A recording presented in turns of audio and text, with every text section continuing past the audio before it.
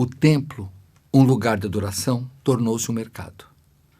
Mas o que acontece quando Jesus, tomado de zelo, intervém?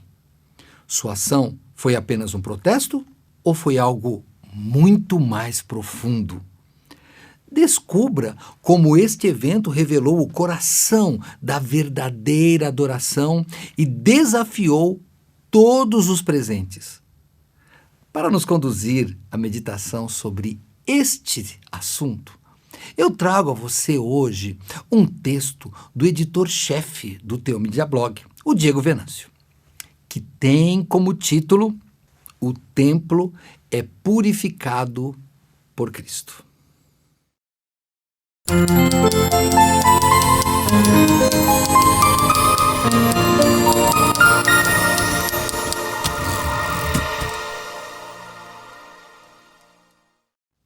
O evangelista João relata o episódio no qual Jesus purifica o templo.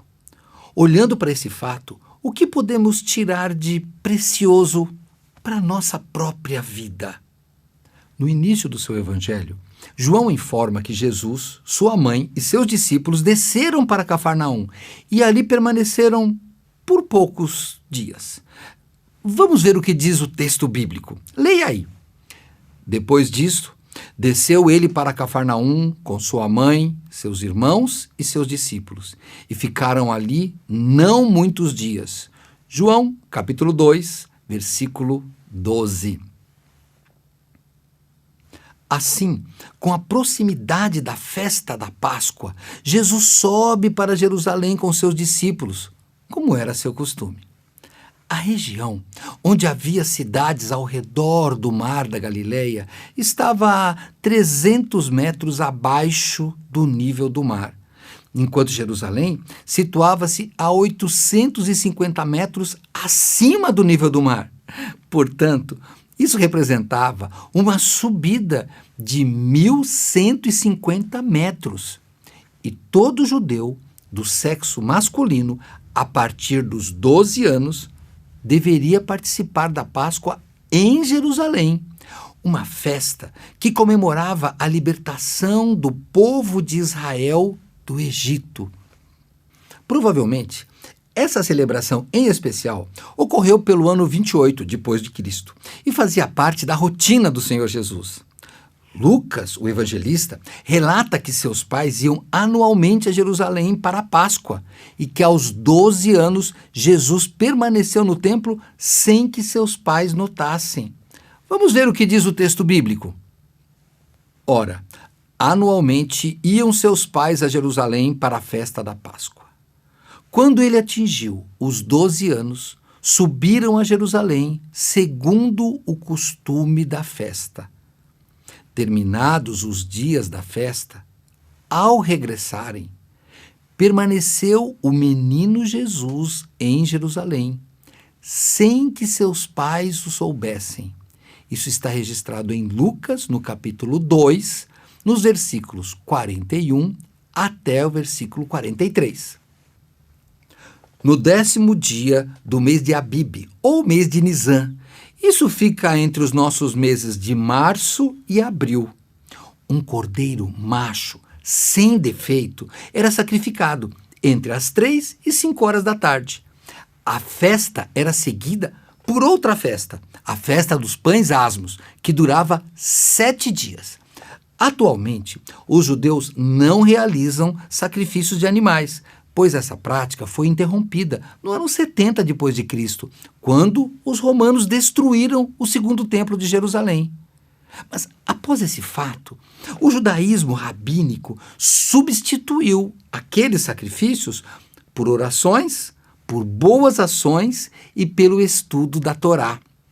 Ao chegar ao templo, Jesus encontrou um cenário de intenso comércio. No pátio dos gentios, um espaço destinado à oração, vendiam-se bois, ovelhas e pombas para sacrifícios. Apesar de permitirem levar animais próprios, os juízes do templo poderiam rejeitá-los, forçando a compra de animais aprovados dali.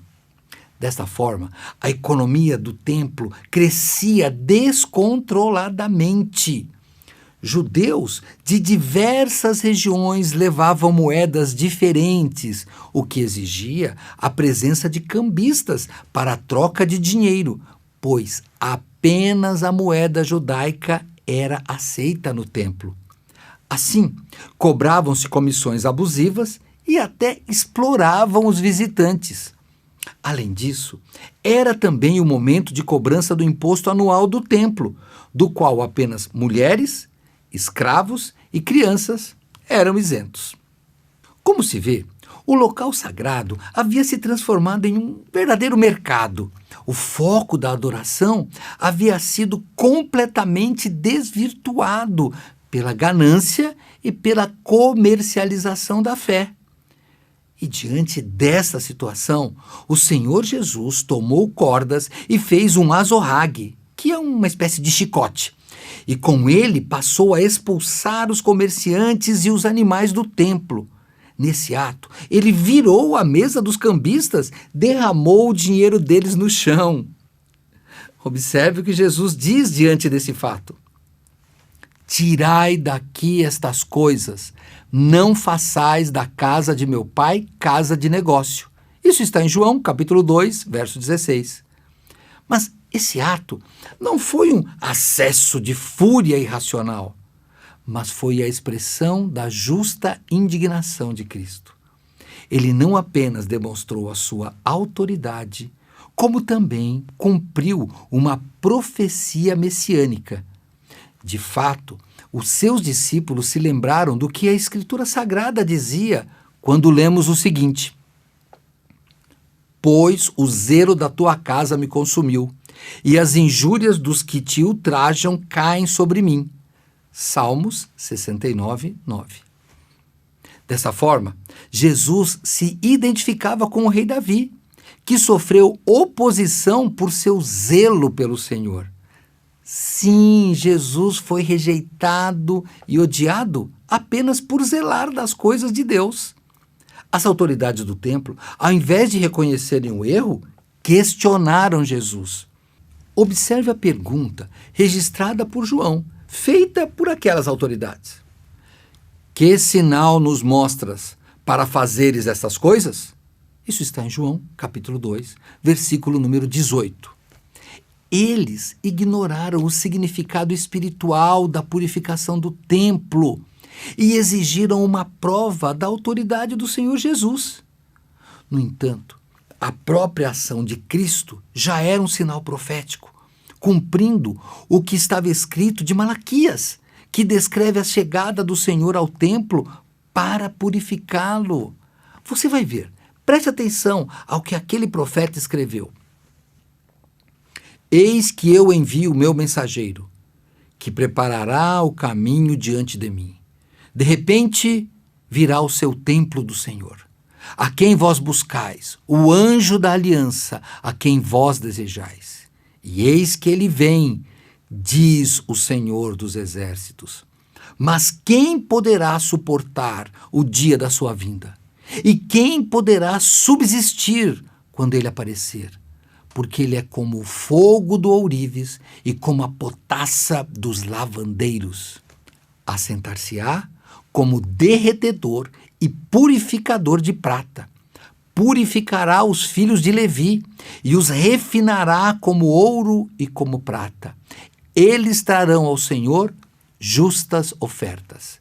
Isso está em Malaquias capítulo 3, versos de 1 a 3. Jesus respondeu àquelas autoridades com a seguinte declaração enigmática: destruí esse santuário e em 3 dias o reconstruirei, como está registrado em João, capítulo 2, verso 19. Os judeus interpretaram a frase literalmente, apontando que o templo levara 46 anos para ser construído. No entanto, Jesus se referia ao seu próprio corpo, pois seu sacrifício e ressurreição substituiriam o sistema sacrificial e inaugurariam um novo tempo de adoração. Jesus trouxe essa verdade de maneira mais clara ao dialogar com a mulher samaritana, que lemos assim: Mas vem a hora, e já chegou, em que os verdadeiros adoradores adorarão o Pai em espírito e em verdade, conforme está registrado em João 4:23. A adoração não dependeria mais de sacrifícios no templo, mas sim de um relacionamento direto com Deus. O sistema de culto judaico estava sendo substituído pela realidade espiritual inaugurada por Cristo. Os discípulos somente compreenderam essas palavras após a ressurreição de Jesus, como vemos a seguir. Quando, pois, Jesus ressuscitou dentre os mortos, lembraram-se os seus discípulos de que ele dissera isso, e creram na Escritura e na palavra de Jesus. João, capítulo 2, versículos 22. Portanto, Jesus, ao purificar o templo, estava fazendo outras coisas de grande importância. Ele denunciou a secularização da fé judaica. Ele expôs a corrupção e a ganância dos líderes religiosos e ele também restaurou a ordem no pátio dos gentios, que deveria ser um espaço de oração para todas as nações. E ainda cumpriu as profecias messiânicas do Salmo 69 e de Malaquias capítulo 3. Desta forma, a purificação do templo aponta para a necessidade de um culto puro, baseado na verdade e não em interesses comerciais. Agora, o verdadeiro templo de Deus é o próprio Cristo, e a verdadeira adoração acontece em espírito e em verdade. E para concluir, eu quero convidar você a avaliar o seu coração. O processo é sutil, porque primeiro nos familiarizamos com o sagrado, depois o banalizamos e, por fim, um ídolo toma o lugar de Deus. Os fariseus esqueceram o verdadeiro propósito de estarem ali, que era adorar a Deus. No entanto, eles acabaram adorando o dinheiro. E essa é uma armadilha na qual todos nós podemos cair, caso não avaliemos constantemente as nossas intenções e as nossas motivações. Como discípulos de Cristo, não podemos ser indiferentes ao erro. Quando este se torna escandaloso e evidente, é necessária uma ação imediata. O verdadeiro amor não se manifesta na aceitação do erro como algo comum. A disciplina preserva a pureza da igreja e, consequentemente, tudo o que fazemos em nome do Senhor Jesus Cristo. Porque Jesus Cristo é o nosso templo. Jesus Cristo é o nosso Redentor. E por meio da sua vida e da sua obra completa, Jesus Cristo nos coloca diante do Pai como filhos. Veja o que o apóstolo Paulo disse aos atenienses. O Deus que fez o mundo e tudo o que nele existe, sendo ele Senhor do céu e da terra, não habita em santuários feitos por mãos humanas, nem é servido por mãos humanas, como se de alguma coisa precisasse. Pois ele mesmo é quem a todos dá vida, respiração e tudo mais. De um só fez toda a raça humana para habitar sobre toda a face da terra, havendo fixado os tempos previamente estabelecidos e os limites de sua habitação, para buscarem a Deus, se porventura tateando o possam achar, bem que não está longe de cada um de nós, pois nele vivemos e nos movemos e existimos, como algum dos vossos poetas tem dito, porque dele também somos geração. Sendo, pois, geração de Deus, não devemos pensar que a divindade é semelhante ao ouro, à prata ou à pedra, trabalhados pela arte e imaginação do homem. Ora, não levou Deus em conta os tempos da ignorância. Agora, porém, notifica aos homens que todos, em toda parte, se arrependam, porquanto estabeleceu um dia em que há de julgar o mundo com justiça, por meio de um varão que destinou e acreditou diante de todos, ressuscitando-o dentre os mortos. Isso está em Atos dos Apóstolos, capítulo 17, versos 24 até o 31. Vamos estar preparados, cientes de que o Senhor Jesus Cristo julgará tudo o que fizermos em seu nome. Afinal, sabemos que nem todo aquele que diz Senhor, Senhor, entrará no reino dos céus. E este foi mais um post do Teomídia Blog. E eu vou contar para você o que pode te manter o templo ainda mais puro. Afinal, quem aqui gostaria de ir a uma igreja bagunçada? Baseando-se no convite da leitura de hoje, parece para você uma boa ideia frequentar um lugar em que, em vez de restauração, tenha escândalos socialmente aceitos e ainda por cima estão contra os ensinamentos de Cristo? Bom, então leia ou ouça o texto da Chloe e os problemas que a igreja dela enfrentava. É bem fácil de encontrar. Acesse teomídia.blog.br ou digite aí na lupinha do seu streaming de música ou do seu agregador de podcast. Vou dar mais 2 recomendações sobre a conduta cristã para uma igreja mais pura e mais fiel, que eu sei que é isso que você quer. Aproveite o que está no blog ou nos aplicativos que já mencionei. Ache o post da Empatia, uma marca do cristão, e também o Eu, como centro indevido no culto a Deus. Ambos valem a reflexão e podem ser assistidos aqui mesmo no YouTube. No final do vídeo, algum deles deve aparecer aí na sua tela. E para fechar, quem já conhece os nossos programas originais da Teomídia já estava esperando para saber qual vida pura cairia como uma luva com o tema de hoje, certo? São mais de um, eu sei, mas veja especialmente o número 71. As verdades da tentação.